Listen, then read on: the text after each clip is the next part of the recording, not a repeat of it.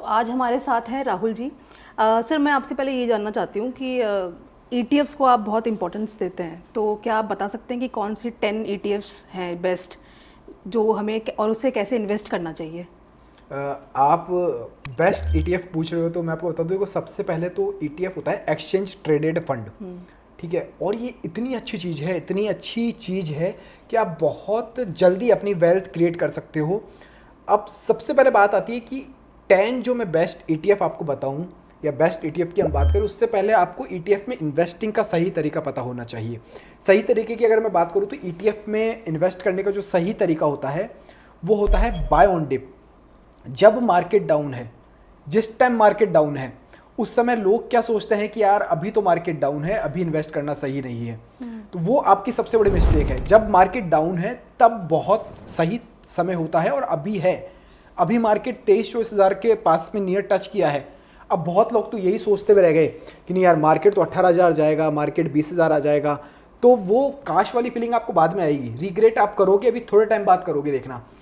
तो ये सही समय होता है जब मार्केट डाउन है ईटीएफ में इन्वेस्ट करने का। और जब भी आप जो ईटीएफ की वॉच लिस्ट, जो मैं ईटीएफ आपको बताने वाला हूँ, टॉप 10 ईटीएफ्स हैं, बहुत अच्छे पोर्टफोलियो आपका डाइवर्सिफाइड रहेगा। तो उनकी वॉच लिस्ट बनाओ और उसके अंदर देखो कि किस दिन कौन सा ईटीएफ डाउन है। जिस दिन वो डाउन है आप इन्वेस्टमेंट कर सकते हो। अब बात करते हैं हम बेस्ट ईटीएफ की। ठीक है, बेस्ट ईटीएफ में सबसे पहले आता है निफ्टी 20, जो मेरा फेवरेट है। ये बाय एंड सेल का रिकमेंडेशन नहीं है। निफ्टी 20 इसलिए क्योंकि निफ्टी 20 के जरिए आप भारत की टॉप 50 कंपनीज में आप इन्वेस्टमेंट कर सकते हो।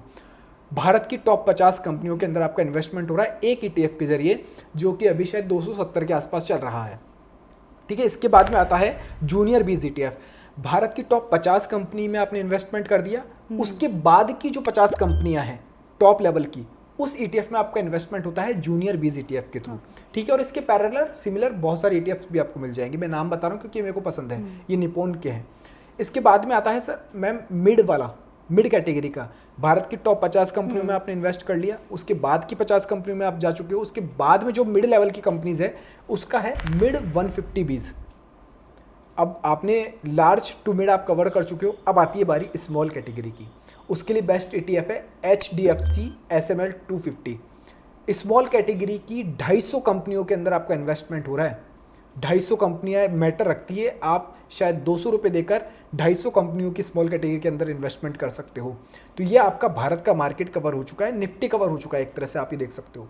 अब कुछ सेक्टोरियल फंड भी होते हैं, सेक्टोरियल ईटीएफ भी होते हैं, just like gold and silver हो गए। तो मैं कहूँगा आपको पूरा कैपिटल गोल्ड एंड सिल्वर में नहीं लगाना है। पूरा कैपिटल भी कैसे आपको लगाना है ये भी मैं आपको बताता हूँ। तो गोल्ड एंड सिल्वर की ईटीएफ हो गए आपके पास में 4, ये 2, ये 5, 6 हो चुके हैं। अब कुछ ऐसे सेक्टर हैं जो फ्यूचर में ग्रो करेंगे ही करेंगे, जस्ट लाइक डिफेंस सेक्टर। हर साल इंडियन गवर्नमेंट डिफेंस सेक्टर को बजट अलोकेट करती है, वो बढ़ाकर करती है। और आज के टाइम पर आप देखोगे जितनी भी वॉर हो रही है, इतना इम्प्रूवमेंट गवर्नमेंट कर रही है, तो ये कहाँ से हो रहा है? कंपनियों के थ्रू तो हो रहा है, जो डिफेंस सेक्टर के माल बनाती है, जो सामान बनाती है, तो वो इम्प्रूव ग्रो करेगी। तो उसके लिए बेस्ट ईटीएफ है आपका एमओ डिफेंस, बहुत अच्छा ग्रो करेगा। ठीक है, तो 7वें नंबर का ईटीएफ हो गया। इसके बाद में आता है कैपिटल, जो कैपिटल मैनेजमेंट कंपनीज है, क्योंकि आजकल हर कोई इंसान स्टॉक मार्केट में इन्वेस्टमेंट कर रहा है, तो वो डायरेक्ट स्टॉक मार्केट में नहीं हो रहा है, वो कैपिटल मैनेजमेंट कंपनियों के थ्रू हो रहा है। CDSL हो गई है, BSE हो गई है, NSE हो गई है। तो ऐसी कंपनीज के अंदर अगर आप इन्वेस्टमेंट करना चाहते हो ETF के जरिए, तो एमओ कैपिटल बहुत अच्छा जरिया है ETF के रूप में आपके पास में। तो ये आपके पास में 8 ETF हो चुके हैं। इसके बाद में अब आपने इंडिया कवर कर लिया है, क्योंकि ETF बहुत ज़्यादा है, आपने टॉप 10 पूछे। इसके बाद में अगर मैं बात करूँ तो चाइना के मार्केट के अंदर आप इन्वेस्टमेंट कर सकते हो, आप US मार्केट के अंदर इन्वेस्टमेंट कर सकते हो, जो कि आपको डॉलर रूप में नहीं, इंडियन करेंसी के रूप में आप इन्वेस्ट कर सकते हो। अमेरिका, अगर US की मैं बात करूँ तो US मार्केट के अंदर इन्वेस्टमेंट करने के लिए बेस्ट ETF है MON100। उसमें US की एप्पल, टेस्ला, माइक्रोसॉफ्ट ऐसी कंपनीज कवर हो जाती है।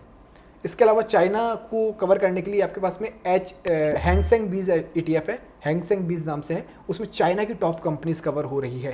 तो ये कुछ 10 ETF है जिसके अंदर आप शुरुआत कर सकते हो, एज ए बिगनर आप देख सकते हो उनको।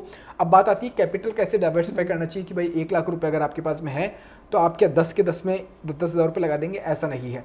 देखो, आपको जो सेक्टर वाइज जितने भी ETF होते हैं वो एनी टाइम रैली नहीं देते हैं, और एनी टाइम उनके अंदर बाय ऑन डिप की अपॉर्चुनिटी भी नहीं आएगी।